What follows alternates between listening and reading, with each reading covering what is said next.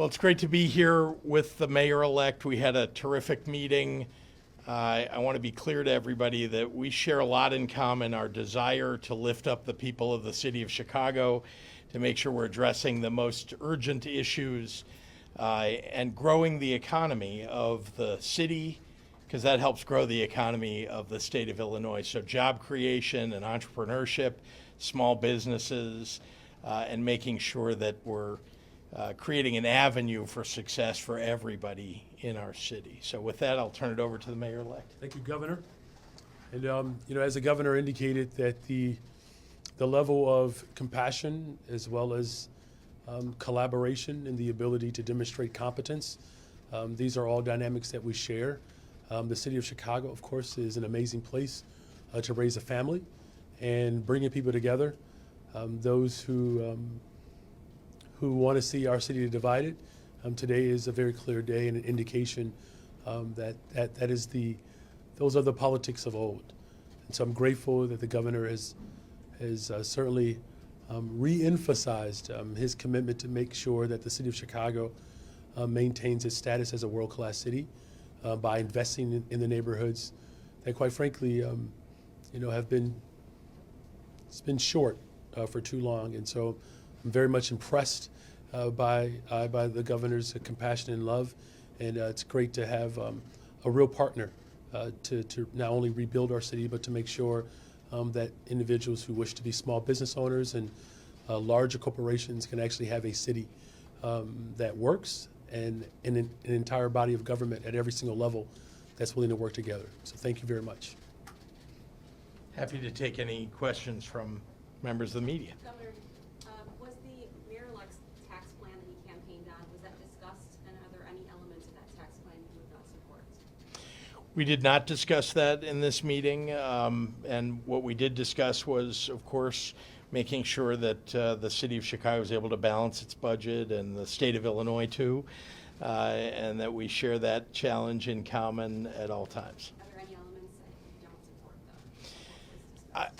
though? We did not discuss during this meeting. There are things that I've campaigned on that I think we'll have conversations about that the mayor-elect campaigned on. I just would give the one example that I'll give is that obviously what we all want is a thriving financial services economy in the state and the city, and it's been that way. And I have not stood for a transaction tax because I think it would be easy for those companies and servers to move out of the state. But I do know that the challenge of finding balance between expenditures and revenue is not lost on me. I came into a difficult situation, and I know the mayor-elect similarly wants very much to serve the people of Chicago properly and balance the budget at the same time. Governor, depending on who we talk to, you and the General Assembly may have to sign off on an aviation fuel tax increase that the mayor-elect has proposed. Good idea, bad idea? We haven't talked about any of those issues, but I will say the General Assembly, of course, is in full force. They're in session, and I know that the mayor-elect intends to have dialogue with leaders in the General Assembly to talk about those things and more.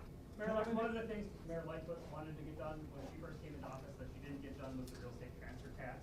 Is that something that you want the legislature to get done this spring? And Governor, is that something that you support? Again, the budget plan that I've proposed,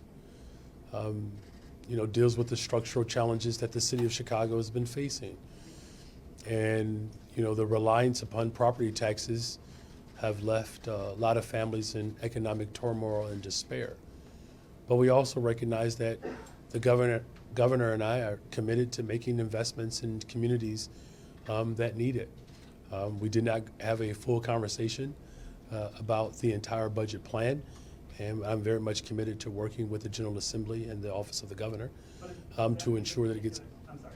Yeah, I just want to finish that statement first, that I'm definitely committed to working with the General Assembly as well as the Governor to ensure that those critical investments take place. Does that need to be done this spring, the transfer tax? There's certainly an urgency that the city of Chicago has, and we recognize that there is a process in order to get things done. Look, the bottom line is this: the governor and I are committed to not just uniting the city of Chicago, but the state of Illinois.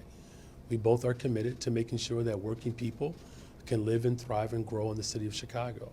And that's a great day for our state, and certainly a great day for our city. Gentlemen, did you talk about bringing the DNC to Chicago and working together to make that happen? Always happy to talk about that. The best convention that anyone could have would be here in the city of Chicago. We've worked hard to make sure that we're communicating that to all of the folks at the DNC as well as at the White House. I think we've done that, and we've been successful at getting our points across. This is the best city in the entire country. And we, in the competitive back and forth between all the cities, Chicago demonstrates that we're a city that's, in a state that's pro-choice and that's stood up for labor rights and for workers, that we're a state that is opposed to assault weapons. And that's not true of some of the other competitor states. Does the election of Mayor-elect Johnson enhance your pitch to the Democrat? Absolutely, and in part because, look, he brings a real excitement to the job, I think, to the people of Chicago, and I think that's being felt in Washington, D.C. We'll do one more. Can you comment on the two state reps that were expelled in Tennessee? I will, and I can. There is a threat to democracy that is occurring all across this nation, and especially in states that are controlled by Republican governors and Republican majority and supermajority legislators. And it is that they do not believe fundamentally that when someone disagrees with them, they still have a right to have a vote on that or have a voice on that, and that it's okay with them to just expel someone from the job that they just got elected to when they disagree with them. That is something that you see in the right-wing talking points of Republicans across this nation. We saw a bit of that kind of dismissal by the right-wing candidates that ran for school board and library board, and some that have run for statewide office in the state of Illinois. So I want you to know that many of us, and especially me, I stand with those two legislators who were expelled, with the legislator who remained, and her comments about why she was able to succeed in remaining. This is a problem across the nation, but Tennessee demonstrated that there is still a tinge of racism that exists in the state of Tennessee, and it was demonstrated there. Republicans in Madison are reportedly talking about impeaching the woman that you made a huge contribution to. If they were to move forward with that, what would be your response? Yet another demonstration of the Republicans' desire to simply ignore democratic values, and I'm talking about little d, democracy. And the idea that they want to toss somebody out who just got elected, who trounced her opponent by 11 points in a Democratic election, in a little d Democratic election. I'm not shocked anymore when I hear from Republican leaders that they want to ignore the actual results of an election and promote some big lie. All right, thanks, everyone. Legal life? Thank you.